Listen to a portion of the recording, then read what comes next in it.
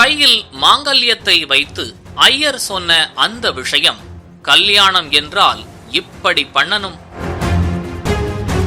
கும்மிடிப்பூண்டியில் நடைபெற்ற திருமண நிகழ்ச்சியில் மணமகன் மணமகளுக்கு தாலி கட்டும் போது அட்சதை எவ்வாறு போட வேண்டும், தூரமாக இருந்து தூக்கி போட்டுவிட்டு போகக்கூடாது, ஆசீர்வாதம் செய்வதே ஒரு பாக்கியம் என கலகலப்பாக திருமணத்தை நடத்தி வைத்த புரோகிதர் ஒருவரின் குட்டி யதார்த்த சொற்பொழிவு தற்போது சமூக வலைதளங்களில் வைரலாகி வருகிறது. திருவள்ளூர் மாவட்டம் கும்மிடிப்பூண்டியில் நடைபெற்ற திருமணத்தை புரோகிதரான சம்பத் ஐயர் என்பவர் நடத்தி வைத்தார்.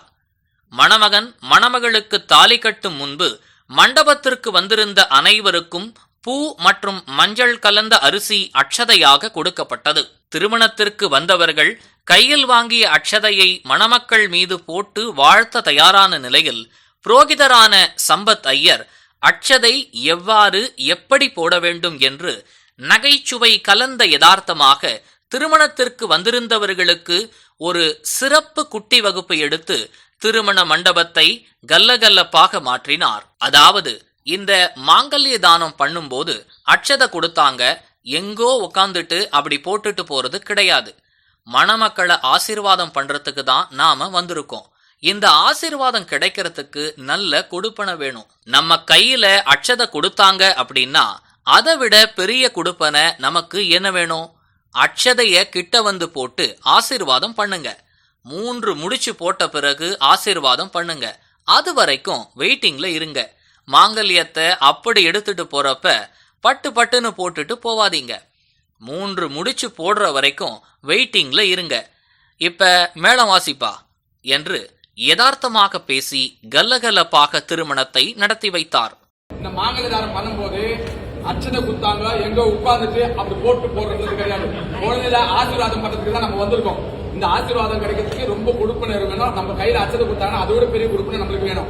இந்த அச்சதையை கிட்ட வந்து குழந்தைங்களை ஆசீர்வாதம் பண்ணுங்க. 3 முடிச்சு போட்ட பிறகு ஆசீர்வாதம் பண்ணணும். அதுதான் அது வரைக்கும் வைத்தியர்கள் இருக்கு. அப்படி தாலி எடுத்து போனா படு போட்டு 3 முடிச்சு போடணும். 3 முடிச்சு போற வரைக்கும் வைத்தியர்கள் இருக்கு. மேல பாசிப்பா. இந்த மாங்கல்யதாரம் பண்ணும்போது அச்சதை குத்தாங்க, எங்க உட்கார்ந்துட்டு அப்படி போட்டு போடுறது கிடையாது. குழந்தையில ஆசீர்வாதம் பண்றதுக்கு தான் நம்ம வந்திருக்கோம். இந்த ஆசீர்வாதம் கிடைக்கிறதுக்கு ரொம்ப கொடுப்பனை இருக்கணும். நம்ம கையில அச்சதை குத்தாங்கன்னா அதோட பெரிய கொடுப்பனை நம்மளுக்கு வேணும். இந்த அச்சதையை கிட்ட வந்து குழந்தைங்களை ஆசீர்வாதம் பண்ணுங்க. 3 முடிச்சு போட்ட பிறகு ஆசீர்வாதம் பண்ணணும். அதுதான் அது வரைக்கும் வைத்தியர்கள் இருக்கு. அப்படி தாலி எடுத்து போனா படு போட்டு 3 முடிச்சு போடணும். 3 முடிச்சு போற வரைக்கும் வைத்தியர்கள் இருக்கு. மேல பாசிப்பா. இந்த மாங்கல்யதாரம் பண்ணும்போது அச்சதை குத்தாங்க, எங்க உட்கார்ந்துட்டு அப்படி போட்டு போடுறது கிடையாது. குழந்தையில ஆசீர்வாதம் பண்றதுக்கு தான் நம்ம வந்திருக்கோம். இந்த ஆசீர்வாதம் கிடைக்கிறதுக்கு ரொம்ப கொடுப்பனை இருக்கணும். நம்ம கையில அச்சதை குத்தாங்கன்னா அதோட பெரிய கொடுப்பனை நம்மளுக்கு வேணும்.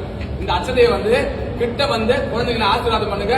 3 முடிச்சு போட்ட பிறகு ஆசீர்வாதம் பண்ணணும். அதுதான் அது வரைக்கும் வைத்தியர்கள் இருக்கு. அப்படி தாலி எடுத்து போனா படு போட்டு 3 முடிச்சு போடணும். 3 முடிச்சு போற வரைக்கும் வைத்தியர்கள் இருக்கு.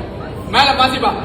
இந்த மாங்கல்யதாரம் பண்ணும்போது அச்சதை குத்தாங்க, எங்க உட்கார்ந்துட்டு அப்படி போட்டு போடுறது கிடையாது. குழந்தையில ஆசீர்வாதம் பண்றதுக்கு தான் நம்ம வந்திருக்கோம்.